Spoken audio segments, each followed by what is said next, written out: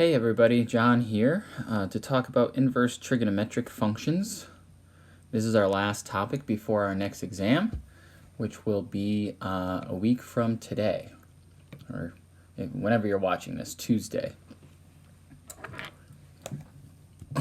So the date for our exam is Tuesday, April 14th, and that exam will take place on Blackboard, and I will give you some more information during our Zoom meeting on Thursday. And anyone that's not there, I will post information on Blackboard about the exam format. So inverse trig functions are there to allow us to solve for a variable that might be inside of a trig function. Just like when we had a number raised to some variable power, so we had something like 2 to the x, and we wanted to get to this exponent, we had a tool, we had a function, it was log base 2, and we could use that function to solve for this x, because log base 2 of 2 to the x, that tells us, what do I raise 2 to get 2 to the x? The answer is x, so the log base 2 cancels the 2, just like the inverse trig functions will cancel out the original trig functions. Okay, so here is our inverse sine function. And we can see the book uses this notation, this -1 notation. This does not mean that we are doing this does not mean 1 over sine of x. We already know what this is. This is cosecant of x. So sine inverse is something different. It means that sine of y equals x. Really what sine inverse of x is telling us is what angle gives us this ratio or this y coordinate on the unit circle. So now we're looking for an angle, and we're given the y coordinate on a unit circle. Okay. So therefore, the inputs for inverse sine are numbers that are between -1 and 1, because those are the outputs you could get from sine. And the values you'd get out of inverse sine would be angles between -π/2 and π/2. Now the reason these are the output values is because in order for inverse sine to be a function, remember our sine function looks like this, right? And keeps going forever.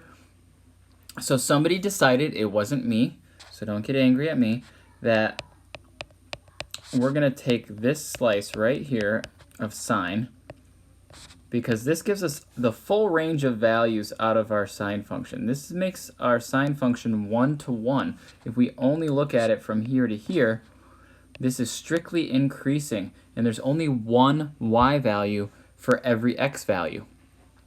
And therefore, the inverse function, which would be symmetric about the line y equals x, is also a function. Now this passes the horizontal line test, this section right here.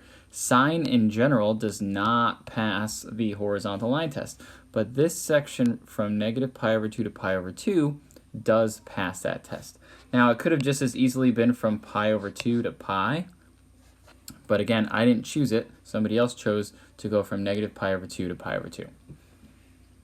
Now, I prefer this notation, and so most of the time I'm going to say arc sine instead of sine inverse.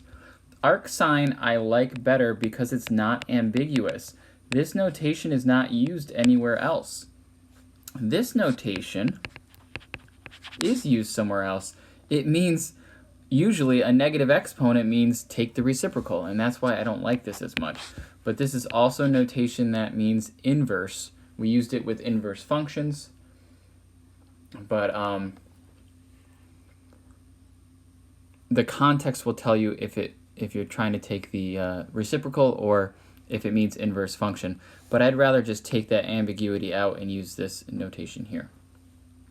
Okay, so again, let's just do some examples, and hopefully this will make a little bit more sense.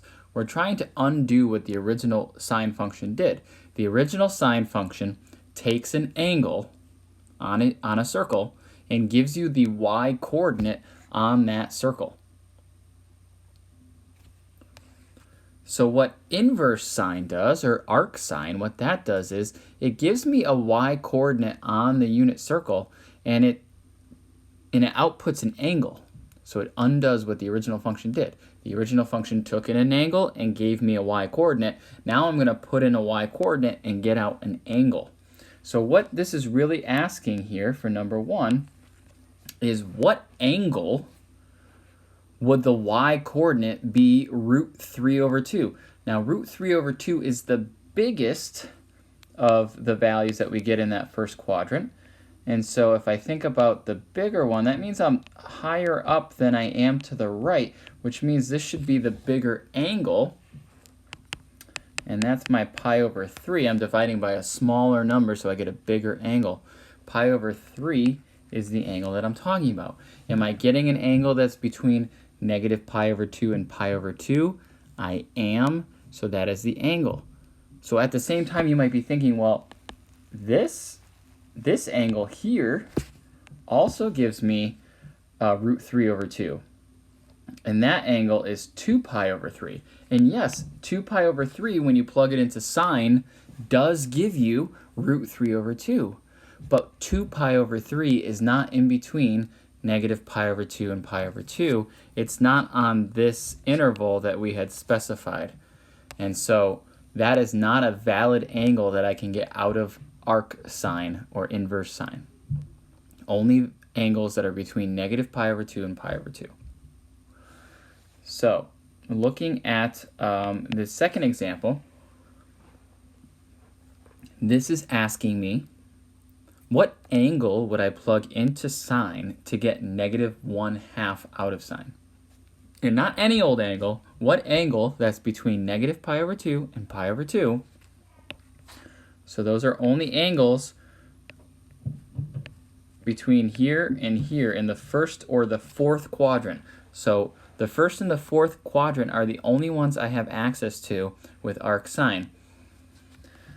And so negative 1/2, well, negative 1/2 would be this angle here, okay, because I'm not as high up as I am to the right. And so this would be the angle. So this would be negative pi over 6 would be the angle that I get. And then we have this third example. This is saying, what angle would I plug into inverse sine? Or what angle would I plug into sine? Sorry, not inverse sine. What angle would I plug into sine to get the value 3? And hopefully you're laughing inside like I am, because that is a funny joke. There is no such angle that I plug into sine to get 3 out. The biggest number I can get out of sine is 1. And the biggest negative number I can get out is negative 1. And so 3, that's just ridiculous. This does not exist. There is no such angle that when I plug it into sine gives me 3 out. And if I put this in my calculator, and I will talk about that in the next video maybe, or a couple of videos from now. If I put inverse sine of 3 into my calculator, it says error domain. Okay, value entered is not allowed in the function or command. All right. So the calculator backs up what I'm saying.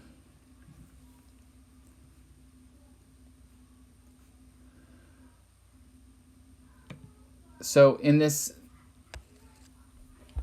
next part, we're going to talk about cosine inverse. Okay. Inverse cosine, or arc cosine, is the same idea as arc sine.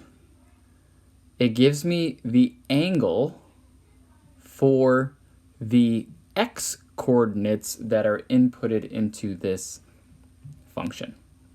So I put in an x coordinate on a unit circle, and this function spits out the angle. But you'll notice that I can still only plug in between negative 1 and 1 into this function, because those are the range of values I get out of cosine. But you'll notice that the output is different from arc sine. And the reason for that is cosine starts at 1 and does this, right? And so again, somebody decided, it wasn't me, they decided that between 0 and pi over 2, this was going to be the part of the function that we wanted to focus on. Sorry, not pi over 2, pi. Between 0 and pi. And so this is the part where we're restricting the domain. And so really, we're ignoring the rest of this function outside of that value. So we're only going between 0 and pi. And when we do that, this function, this cosine function, is now 1 to 1. It passes the horizontal line test everywhere, which means the inverse is a function. And so when I'm dealing with inverse cosine or arc cosine, the only values I can get out of it are angles between 0 and pi. And so on the unit circle, it'd be just the angles in the first two quadrants, quadrants 1 and 2. So these are the angles that I would be able to get out of arc cosine. So let's do a couple of examples. We're looking for cosine inverse of root 2 over 2. Well, root 2 over 2 is where I am just as far to the right as I am up. And so that's the one that's right in between here. So that's that 45-degree angle, which would be pi over 4.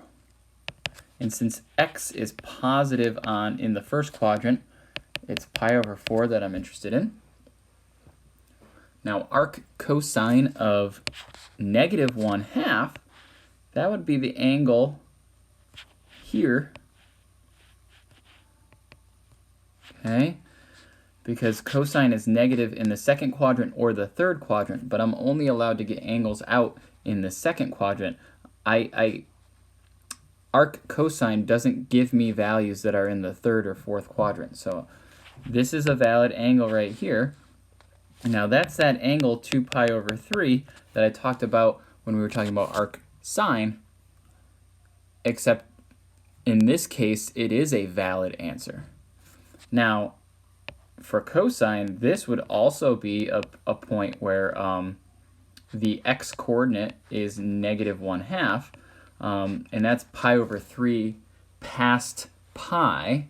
So 3 pi over 3 plus pi over 3 is 4 pi over 3 would be a valid answer to plug into cosine, but it's not something that arc cosine is going to spit out for me. I'm only ever going to get pi over 3.